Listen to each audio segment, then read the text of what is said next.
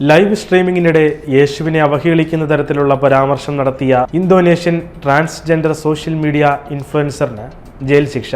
TikTok എന്ന social media പ്ലാറ്റ്ഫോമിൽ 4.5 ലക്ഷത്തിനടുത്ത് ഫോളോവേഴ്സുള്ള രതു താലിസയാണ് യേശുവിനെ അവഹേളിക്കുന്ന തരത്തിൽ സോഷ്യൽ മീഡിയയിലൂടെ സംസാരിച്ചത്. ലൈവ് സ്ട്രീമിംഗിനിടെ മുടിയെക്കുറിച്ച് തൻ്റെ ഫോളോവേഴ്സിൽ ഒരാൾ ചോദിച്ച കമൻറ്റിന് മറുപടിയായി തൻ്റെ ഫോണിൽ യേശുവിൻ്റെ ചിത്രമെടുത്ത ശേഷം അവഹേളിക്കുന്ന രീതിയിൽ സംസാരിക്കുകയായിരുന്നു.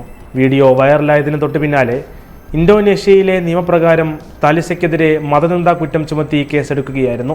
സുമാത്രയിലെ മേദാനിലുള്ള കോടതി ഇവർ കുറ്റം ചെയ്തിട്ടുണ്ടെന്ന് കണ്ടെത്തുകയും 2 വർഷവും 10 മാസവും ജയിൽ ശിക്ഷയ്ക്ക് വിധിക്കുകയും ചെയ്തു. ഇവരുടെ വാക്കുകൾ രാജ്യത്തെ മതസൗഹാർദ്ദത്തിന് ഭീഷണിയാണെന്ന് പ്രസ്താവിച്ചുകൊണ്ടായിരുന്നു കോടതി ശിക്ഷ വിധിച്ചത്.